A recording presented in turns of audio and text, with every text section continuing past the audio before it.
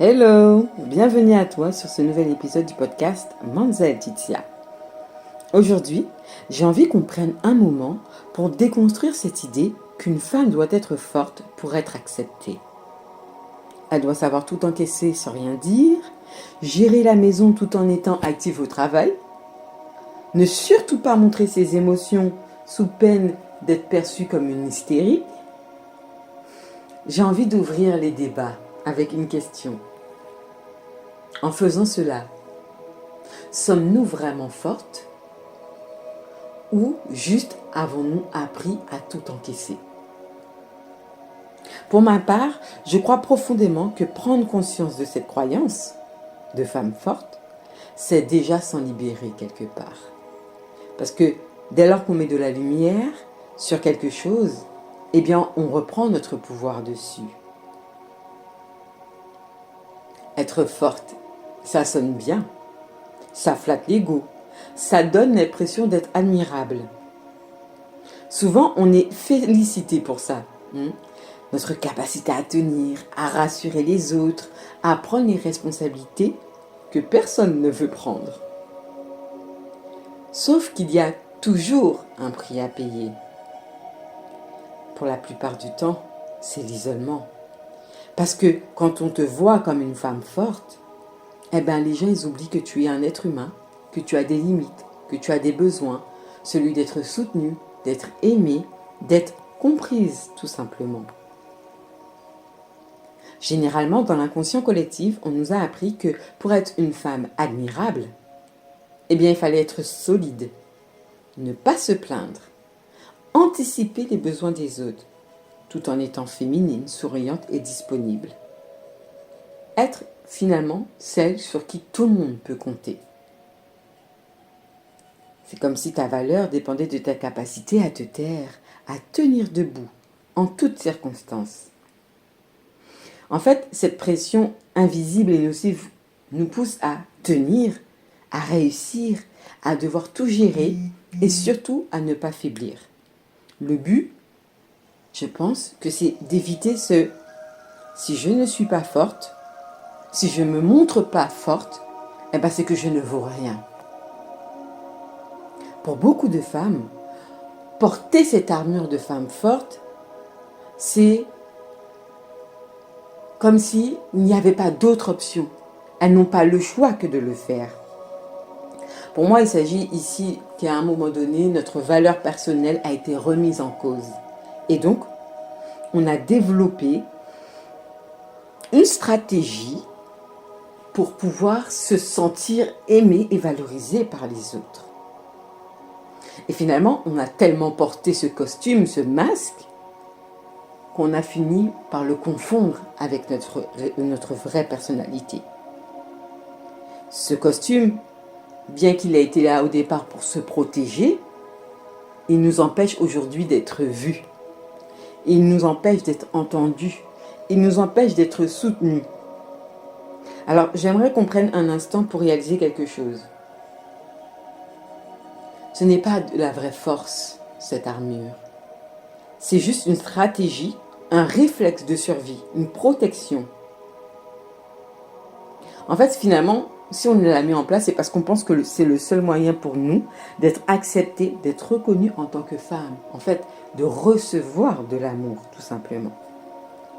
Et en fait, à travers cet épisode aujourd'hui, ce que j'ai envie de partager avec toi, c'est une version plus saine de la force, de la douceur. La vraie force, ce n'est pas celle où on serre les dents. La vraie force, c'est celle de se connaître, celle de se choisir. C'est d'être en capacité de dire non, même quand on a toujours dit oui. C'est de demander de l'aide, non pas parce que on se sent incapable, mais parce que tu n'as plus envie de porter seul quelque chose que on pourrait porter à 2, à 3 ou à 10. La force qui libère n'est jamais celle qui se contracte. Le monde n'a pas besoin de la super-héroïne robotisée.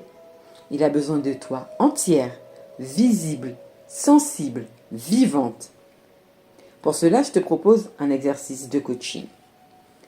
Tu peux prendre un carnet ou écrire sur ton téléphone. Mais prends le temps, prends quelques minutes pour pouvoir répondre à ces questions. Dans un premier temps, dans quel domaine de ta vie est-ce que tu fais semblant d'être forte? Dans quel domaine, dans quel espace de ta vie où tu t'obliges à porter ce masque de la femme forte?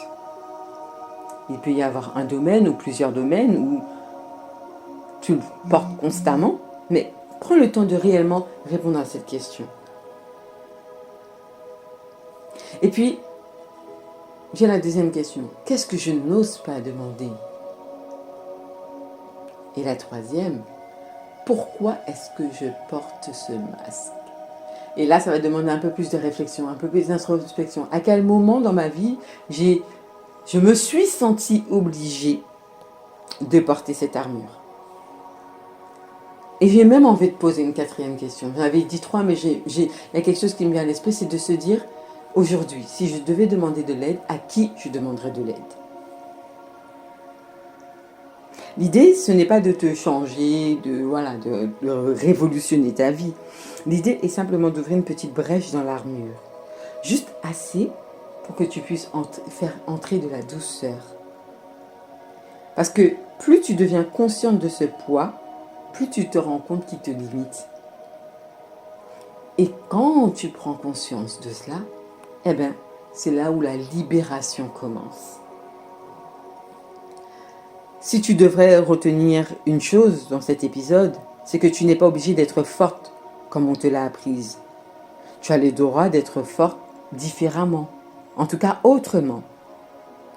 D'être forte avec douceur, d'être forte pour toi-même, pas pour chercher à impressionner, pas pour rassurer ou pour être dans un mode survie. En fait, le fait qu'on déconstruise cette croyance, ce n'est pas pour nous fragiliser, c'est en fait s'autoriser à redevenir soi-même, sans masque, sans armure, avec la sensibilité, la vérité et la puissance.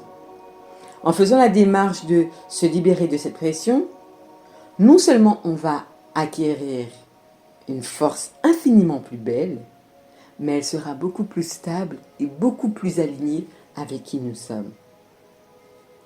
Finalement, tu n'as pas besoin d'être forte pour être digne, intelligente, admirable et aimante. Tu as tout simplement besoin d'être toi. Toi sans pression, toi sans costume, toi avec tes élans, tes fragilités et ta vérité. Le mythe de la femme forte n'a jamais servi personne. Mais aujourd'hui, tu peux t'en servir pour créer une version de toi beaucoup plus confiante, beaucoup plus en paix. Alors je te remercie d'avoir partagé ce petit moment avec moi. Et si cet épisode t'a parlé, si tu sens l'envie de déposer un peu de ce poids, mon accompagnement est là pour t'aider.